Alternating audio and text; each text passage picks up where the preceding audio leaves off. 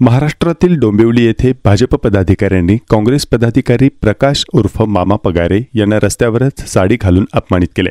भाजप कार्यकर्त्यांचा आरोप आहे की पगारे यांनी पंतप्रधान नरेंद्र मोदी यांच्या छायाचित्राशी छेडछाड करून ते साडीमध्ये दाखवले आणि ते व्हायरल केले। भाजप कार्यकर्त्यांच्या या कृतीच्या विरोधात काँग्रेस आक्रमक झाली आहे। साडी परिधान करण्याच्या या प्रकारात भाजप जिल्हाध्यक्ष नंदकिशोर उर्फ नंदू परब, संदीप माळी, पदाधिकारी दत्ता माळेकर, कर्णमदन जाधव यांचा समावेश होता। या रस्त्यावर झालेल्या घटनेमुळे कायदा व सुव्यवस्थेचा प्रश्न निर्माण होण्याची भीती व्यक्त केली जात आहे। डोंबिवलीतील गैरवर्तनी भाजप पदाधिकाऱ्यांवर अॅट्रॉसिटीचा गुन्हा दाखल करणार काँग्रेसचे ज्येष्ठ नेते मामा पगारे यांचा इशारा।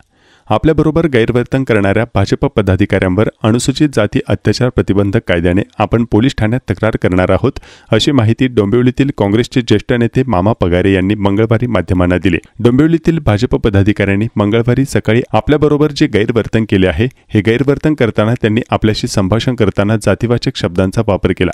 त्यामुळे आपल्या जातीचा उल्लेख करून आपल्यासह बहुजन समाजाचा अपमान भाजपच्या डोंबिवलीतील पदाधिकाऱ्यांनी केला आहे। त्यामुळे आपल्याबरोबर गैरवर्तन करणाऱ्या भाजप पदाधिकाऱ्यांवर अनुसूचित जाती अत्याचार प्रतिबंधक कायद्याने आपण पोलीस ठाण्यात तक्रार करणार आहोत, अशी माहिती डोंबिवलीतील काँग्रेसचे ज्येष्ठ नेते मामा पगारे यांनी मंगळवारी माध्यमांना दिली। आपण मागील 40 ते 50 वर्षांपासून काँग्रेसच्या विचारधारेवर चालणारा कार्यकर्ता आहे, त्यामुळे भाजपच्या कुरघोड्यांना आम्ही अजिबात जुमानत नाही।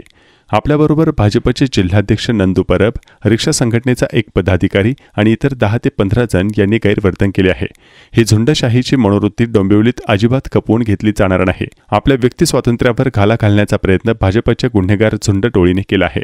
त्यांच्यावर कठोर कारवाई झालीच पाहिजे, यासाठी आपण आग्रही असणार आहोत, असे मामा पगारे यांनी माध्यमांना सांगितले। यापूर्वी काँग्रेसची राजवट असताना भाजप कार्यकर्ते काँग्रेस पंतप्रधान आणि नेत्यांविषयी समाज माध्यमांतून अवमानकारक मजकूर प्रसारित करत होते। काँग्रेस कार्यकर्त्यांनी कधी भाजप कार्यकर्त्यांना घरी किंवा रस्त्यात दाटवल्याची प्रकरणे नाहीत। मग आत्ताच भाजप कार्यकर्त्यांना राग काय येऊ लागला आहे? आपण डोंबिवलीतील काँग्रेसच्या 72 वर्षाच्या ज्येष्ठ नेत्याशी गैरवर्तन करत आहोत, याचे भान सुसंस्कृतीचे गोडवे गाणाऱ्या भाजप पदाधिकाऱ्यांना असणे आवश्यक होते। पण हे कृत्य करणारे पदाधिकारी गुन्हेगारी पार्श्वभूमीचे आहेत, त्यामुळे त्यांच्याकडून फार काही अपेक्षा नाही। मामा पगारे यांना साडी नेसवून एक प्रकारे समस्त महिला वर्गाचा अपमान करण्याचा प्रयत्न भाजप डोंबिवली पदाधिकाऱ्यांनी केला आहे। त्यांच्यावर कठोर कारवाई झालीच पाहिजे, यासाठी आम्ही प्रयत्नशील असणार आहोत, असे कल्याण जिल्हा काँग्रेसचे जिल्हाध्यक्ष सचिन पोटे यांनी सांगितले। समाज माध्यमांवर मोदींची साडी नेसलेली प्रतिमा प्रसारित झाली होती, ती आपण पुढे पाठवली। त्यानंतर आपणास सोमवारी संदीप माळी यांच्या मोबाईलवरून सुरेश पाटील बोलतो, एका इमारतीचे काम आहे असे बोलून भेटीची वेळ मागितली। आपण त्यांना मंगळवारी सकाळी भेटू सांगितले, असे पगारे यांनी सांगितले। मंगळवारी सकाळी आपण मुलासह डोळे दाखवण्यासाठी नेत्र रुग्णालयात गेलो होतो। त्यावेळी पुन्हा संदीप माळी यांनी कुठे आहात अशी विचारणा केली। आपण नेत्र रुग्णालयात आहोत असे त्यांनी सांगितले। तोपर्यंत माळी आणि त्यांचे सहकारी रुग्णालयाच्या बाहेर आले। मी बाहेर पडताच त्यांनी पकडून आपणास साडी नेसवली। आपण त्यांना करत असलेला प्रकार योग्य नसल्याचे सांगितलं। आपल्याशी गैरवर्तन करणाऱ्यांवर कठोर कारवाई झाल्याशिवाय आपण स्वस्थ बसणार नाही, असा इशारा काँग्रेसचे ज्येष्ठ नेते मामा पगारे यांनी दिला आहे। एक फेसबुक पे पोस्टर आपका पोस्ट वायरल हो गया था। वो पोस्ट खाली मैंने रिप्लाई किया और रिप्लाई करने के बाद कल मेरे को एक फोन आया। हाँ, पोस्ट फॉरवर्ड किया मैंने।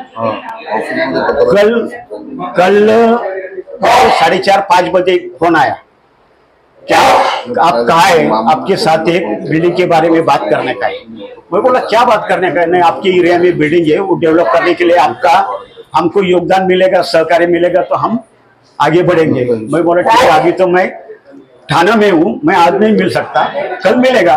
तो कल मेरे को फोन आया, संदीप माले का कॉलर टून पे बताया उसने सुरेश पाटिल, लेकिन मैंने कॉलर टून चालू किया तो उसमें संदीप माली का नाम था। तो उसको पूछा कि ये संदीप माली का नाम करके आप कैसा फोन कर रहे हैं सुरेश पाटिल के नाम से? तो बोले नहीं, वो संदीप माली का फोन है, लेकिन मेरे पास रहता है।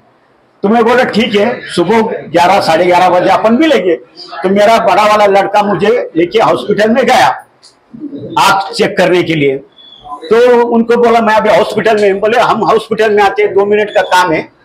मैं हॉस्पिटल से नीचे उतर रहा था, उसमें से 10-12 उसका भाजपा का जिलाध्यक्ष वो संदीप पाटिल, अपना संदीप माली, ऐसा 10-12 लोग नीचे उतर गए और मेरे को पकड़ा।